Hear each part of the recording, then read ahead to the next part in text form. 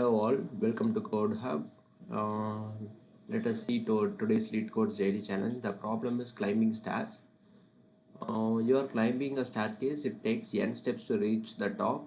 Each time you can either climb one or two steps. In how many distinct ways can you climb to the top? So if we are given as n equals to 1, there will be only one way. There will be only one way. Uh, and if n is equals to 2, then there will be 1 plus 1. This is one way, and straight away we can have two steps, and we can reach 2 by two steps. There are two ways for reaching 2. And if n is equals to 3, then there will be 1 plus 1 plus 1, this is one way, and 1 plus 2, this is another way, and 2 plus 1, this is another way. So these are the three ways that we can climb if n is equals to 3. So we want to find these. We want to find this number of ways to reach n by taking either one or two steps. So this is the problem, and this is a standard problem that can be asked in an interview. As you can see, this problem we want to find all the possible ways. So obviously we can think of some recursive solution. That is, recursive solution tends to give an optimal answer where we will be exploring all possible ways. So to explore all possible ways, we can tend to use recursion. So I will have a function, name it as solve. Name it as solve. This function is going to return me the total number of ways that can reach n using by climbing either one or two steps. So if int I, let us say int I. So what does that mean is to not confuse, I will keep it as 0, and I'm going to start from 0, and I'm going to reach n. So this is going to be my I, and this is going to be my n. So it can be like this, so that it will be more simple to understand. So this is going to be my I, that is going to move either take one or two steps. So if I have reached n, obviously I can just return one step, return 1, because this is one possible way that I can climb. So we can have greater than or equal to, because consider if if my I is at 1 and if my n is 2, then I can either take one step to climb to 2, or I can take a two step to climb to 2. So 1 plus 1, it will be 2, and 1 plus 2, it will be 3. So it will be greater than or equal to n also. We cannot keep the base condition as equal to n. So that is why I have changed it to I greater than or equal to n. So if this has reached, then I will return this is one possible way. And what are the two options? The two options are nothing but climb step 1, climb one step, and climb two steps. So we can have it as like this: climb one step at a time. If I climb one step at a time, then my solve function will be looking like this. I will be moved by 1 and n, and int climb two steps is nothing but I will be moved by 2 and n. So at the end of the day, I need all the possible ways, so I can just calculate like this. I can just sum both the options and return climb two steps. So this is my recursive solution. Now let us try to run our code and see. Okay, it gets wrong answer. Okay, it starts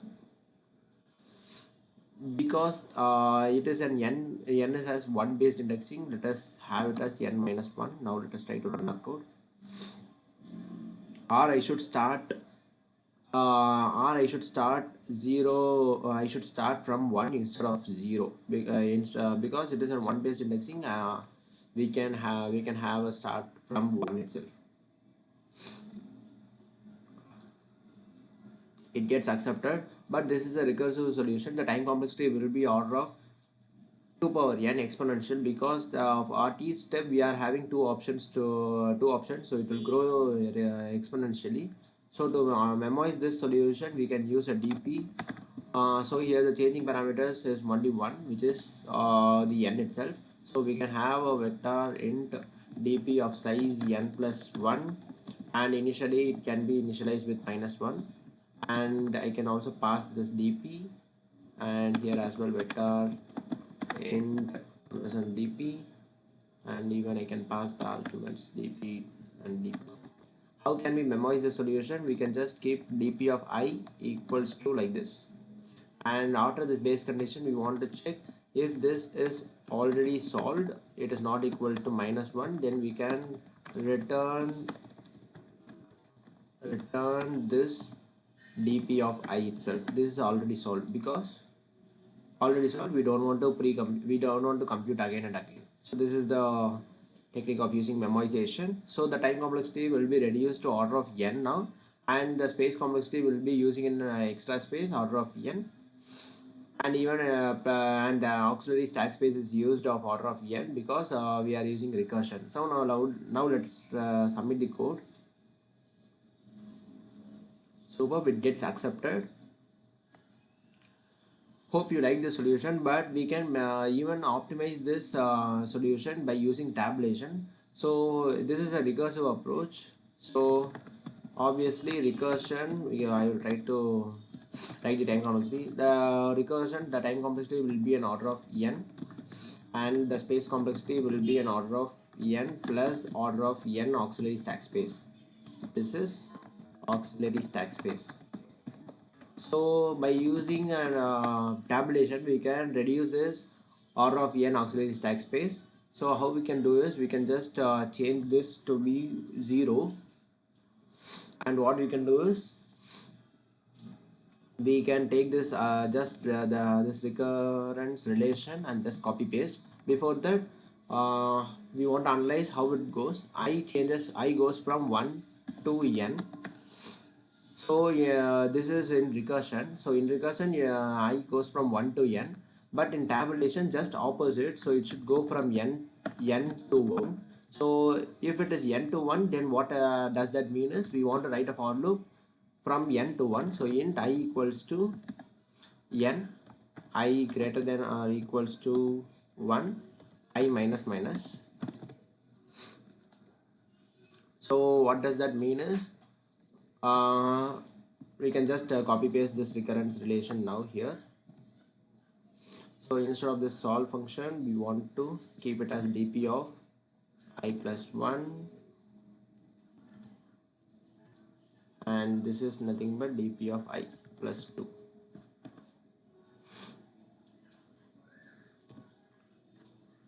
So instead of returning, dp of I is nothing but climb 1 step plus climb 2 steps. So even we can reduce this as nothing but dp of I plus 1, and this is nothing but dp of I plus 2. So we can reduce these two lines now. So, but what is the base condition? We didn't add any base condition. Here we have initially the dp to be 0.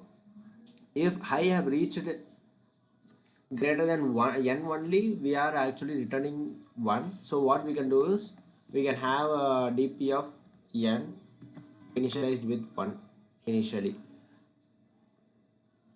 So that what does that mean is, then we can start from I equal to n minus 1, and I greater than or equal to 1, I minus minus. Yeah, we can do like this. And if my dp of I plus 2 is out of boundary,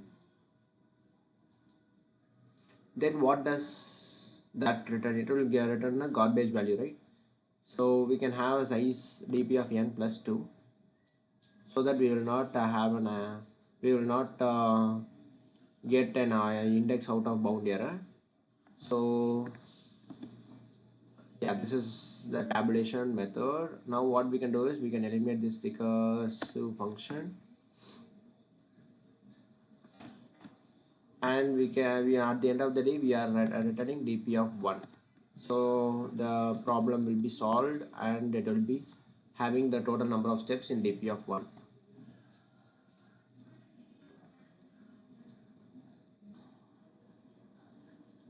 Actually, I think I have missed one case, because if n is greater than or equal to 1, we are actually returning 1. So we have just filled dp of n is equal to 1, because previously I said if n is equal to 2, and if my I is at 1, add I plus 1 plus 1, either I can add 1 step, or 1 plus 2 I can have 2 step, where 1 plus 1 reaches 2, and whereas this 1 plus 2 reaches 3. So this is also should be considered as one step, that is one possible way. So we want to add dp of n plus 1 to be 1 here. This will be also a base condition. Hope you understand why I am doing that. So now let us try to run our code. Okay, it gets accepted. Now let us submit our code. Superb, it gets accepted. So here the time complexity. So we have done the tabulation method. So in tabulation method, the time complexity will be an order of n, and the space complexity is an order of n, and we have eliminated the auxiliary stack space. Can we reduce the space complexity even more? Yes, we can do reduce the space complexity even more. As you can see that this is nothing but instead of storing an entire array, this is nothing but only two variables, which is this is the next step, this is the next two steps. So instead of having an array, instead of having an entire array, we can just have two variables, which is nothing but this is nothing but the next step, or we can say it as, yeah, this is nothing but the next step, which is initialized with 1, and this is nothing but the next two steps, which is initialized by 1. So this will be my base condition. We don't want to have an extra array here.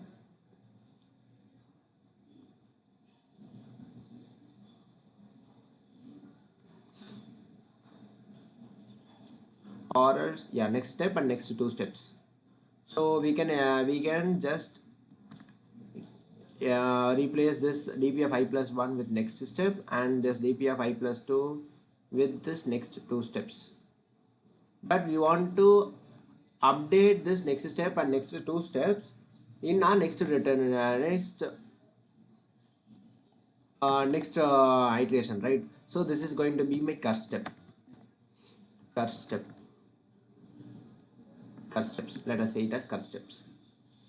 So now what we can do is, this is nothing but I have initially a 1. Consider this is going to be n, and this is going to be an n plus 1. Consider we are having like this. So we have calculated this n minus 1 step. We have calculated this n minus 1 step, right? Since we have calculated this n minus 1 step, now this is going to be our n plus 1, and this is this n is going to be our next two steps, and this n minus 1 is going to be our next step, and again we will be calculating the next current step here. So we want to change this. So what does that mean is, next step is nothing but next two steps. Next two steps. So before that, next two steps, next wait a minute.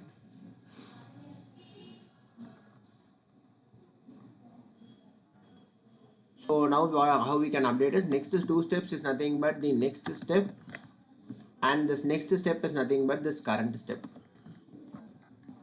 for this next iteration. Now at the end of the day, we can just return the next step or the current steps, but we are having a current steps as locally, we can just return this next step.